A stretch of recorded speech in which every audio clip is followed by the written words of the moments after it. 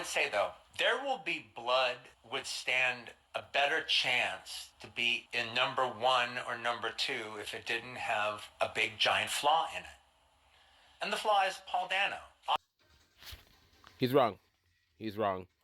Let's talk about it. Obviously, it's supposed to be a two-hander, and it's also so drastically obvious that it's not a two-hander. He is weak sauce, man. He's a weak sister. He's just such a weak, uninteresting guy. You will be cast up and thrown in the dirt and thrust back to perdition.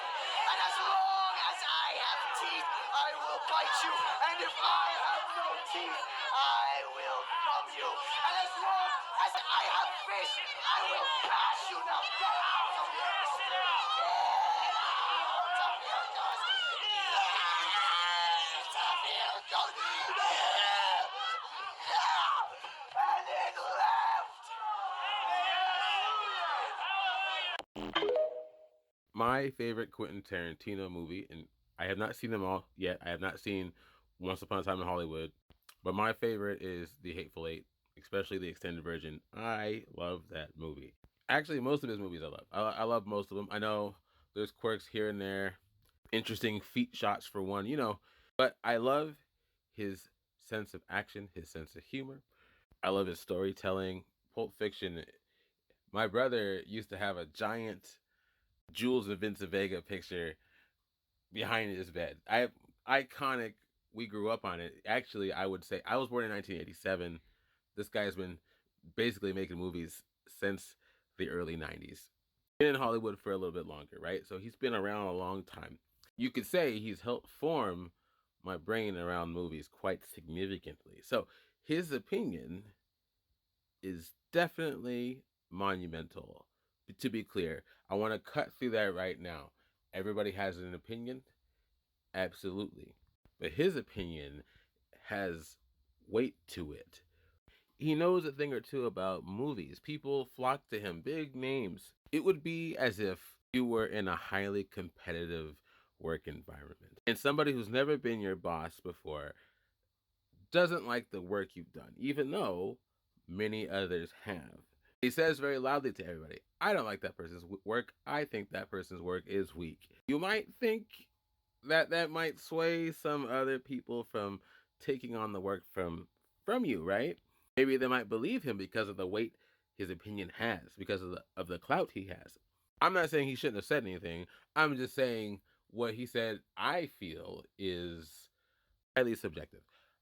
Okay, now let's get into Paul Dano. I love Paul Dano. I really do. I think the very first movie that I really loved him in was There Will Be Blood. That is, in fact, my tippy top favorite movie of all time. It's the ambiance is unmatched, and Paul Dano does a fantastic job of facilitating that ambiance. Now, to be clear, Daniel Day-Lewis is a force. He is so good. Yes, you could say he overshadows Paul Dano, but he overshadows everybody. But I want to be clear. I'm no expert in film, so feel free to debate me on this, please. I don't think this was a, what do you call it, a two-person job. I think this was a one-man show. I think Daniel Day-Lewis was the show, because the enemy in the movie was not Paul Dano's character, it was himself, which is very clearly shown in the end. Paul Dano's character, I don't want to ruin anything, I'll just step out if you don't want me to ruin anything for you. Paul Dano's character was merely an obstacle, a light one at that. What you saw was how Daniel Day-Lewis's character deals with such obstacles, which he does so ruthlessly. That is his character. That is who he is. He gets in his own way so many times because of this, because he's ruthless before anything else. Paul Dano's character has no idea of the beast he is facing, which again fulfills the whole situation beautifully. Especially when you saw that scene. Amazing scene by Paul Dano, but again, pales in comparison to Daniel Day-Lewis's character in that movie. And I love Paul Dano and other things too. The Batman, I loved his Riddler. I did. I know it wasn't quite the Riddler, but I really liked where they were going with it. Prisoners, interesting movie. I liked him in that. I don't remember him in 12 Years a Slave. What does that say? I'll be honest there. I gotta watch it again. Swiss Army Man, though, Fantastic. Guy's been around for a little while, and he chooses interesting projects. He has a bit of a niche. He does play more timid, meek characters, but he has a power to him, a gravity to him. He definitely knows this. I don't think this is going to hurt his career very much, if at all, but I do, again, completely disagree with Quentin Tarantino's assessment. His character was not meant to be strong up against Daniel Day Lewis's character. He was meant to believe he was, right? But indeed, within that movie, there was no comparison. That milkshake reference, amazing. The guy didn't even think about that, not even remotely the concept. Last thought, I'm not mad at Quentin Tarantino for saying it at all. I just think he's wrong. I just don't think that was really the point. I could be wrong. Again, the ending of that movie is so resounding. I'm gonna ruin some more for you if you haven't seen this movie yet. Uh, Daniel Day Lewis's character is left with nothing but his wealth, and obviously, that is not entirely good.